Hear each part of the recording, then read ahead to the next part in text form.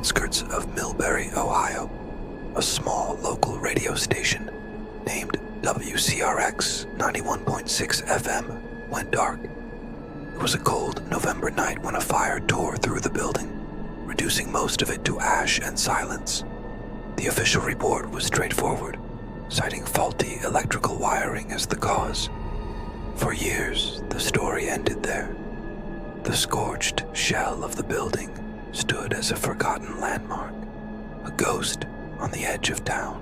But 15 years later, in 2003, the narrative took a chilling turn. A renovation crew was hired to clear the property, starting with the basement, which had miraculously survived the worst of the blaze. As they sifted through a decade and a half of dust and decay, a worker stumbled upon something strange. Tucked away in a water-damaged crate was an old broadcast tape. It was a reel-to-reel, remarkably preserved. The label was stark, written in hurried block letters. 11 to 13, emergency feed. Out of sheer curiosity, the crew found an old player and threaded the tape. They listened to it just once. What they heard was so unsettling that they immediately stopped working and called the authorities. The recording was confiscated by the Millbury Police Department and sealed away as evidence, filed under the old fire case. It was never meant to be heard by the public again. But of course, stories like this never truly disappear. They just wait. The audio on that recovered tape began just as you'd expect any late-night broadcast from the 1980s to. It was 9:17 p.m. on November 13th, 1988. The familiar, warm voice of the station's host, Martha Lyle, filled the airwaves. She was reading the town's evening report, announcements about a local bake sale, the high school football game scores, the usual small-town chatter. Her delivery was calm, professional, a comforting presence for anyone listening in the dark. But then, just a few minutes into the broadcast, something shifted. An unexpected sound broke through the placid rhythm of her voice. It was another voice, a man's, low and raspy, as if whispered directly into the microphone. It wasn't on the script. It wasn't in the station's logbook, and it wasn't supposed to be there. Interrupting Martha mid-sentence, the voice uttered a simple, chilling phrase. "Stay inside." There was a brief pause, then it continued. "They're not gone yet." According to later statements from the station's producer, who was also in the building that night, there was no one else in the studio with Martha. He swore he was in the control room, watching her through the glass, and she was completely alone. Yet, the mysterious voice was crystal clear, coming through their own broadcast channel, as if a ghost had seized control of the airwaves.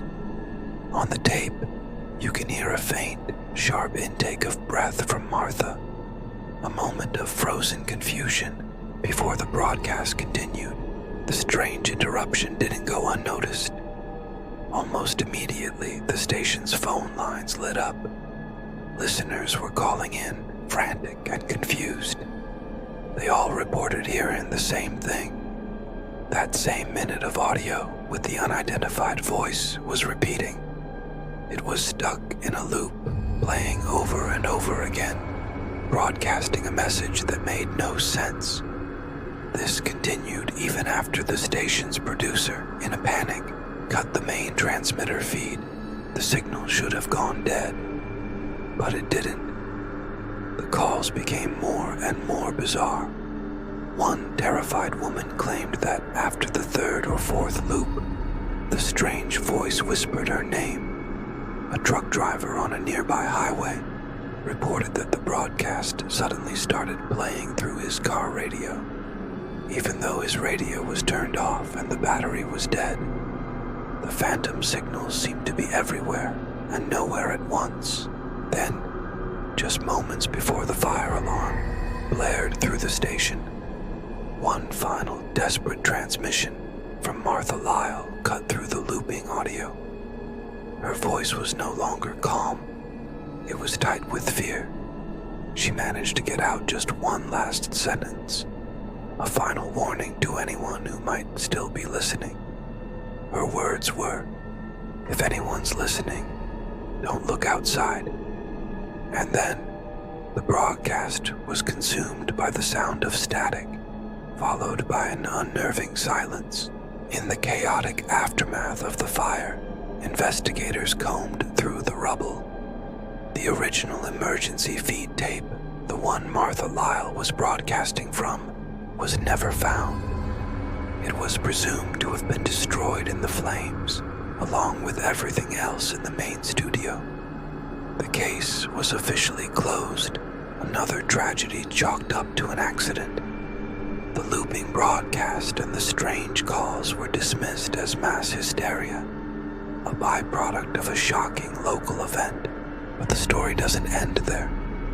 A week after the fire, a plain manila envelope arrived at a neighboring radio station in a nearby county. It had no return address, no name, just a few words scrawled across the front in thick black ink. "Do not broadcast." Inside was a cassette tape. The station manager, unsettled but intrigued, decided to play it. As the tape hissed to life, his blood ran cold. It was a recording of the WCRX broadcast. From that fateful night, he heard Martha Lyle's report, the strange male voice interrupting her, and the frantic loop. It was all there. But this copy contained something new, something that wasn't on the reel-to-reel the construction workers found years later. Beneath Martha's final panicked words, a new layer of audio could be heard. It was a whisper, so faint it was almost imperceptible, hidden under the main track, as if spoken by the original intruder.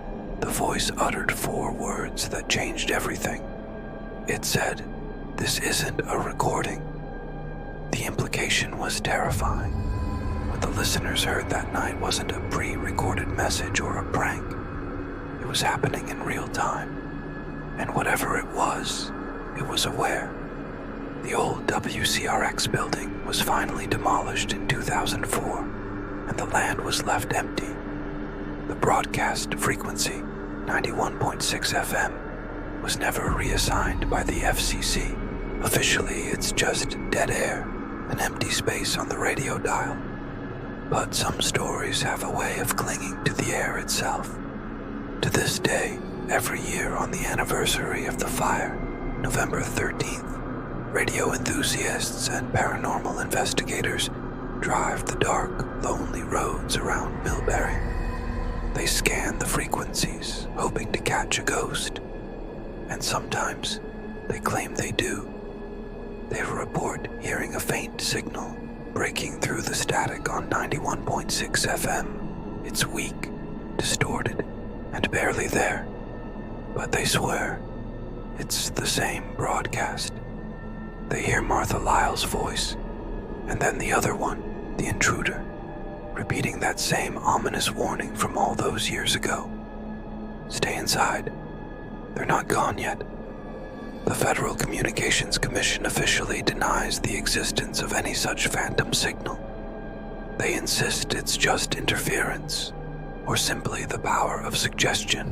But if you ever find yourself driving through rural Ohio on a cold, rainy November night, and your car radio suddenly cuts to static on a forgotten frequency, you might want to just turn it off and drive a little faster. Or maybe, if you're feeling brave, just listen. Thank you for joining me on this unsettling journey. If you appreciate these deep dives into the unknown, don't forget to like this video and subscribe for more content. Stay safe out there.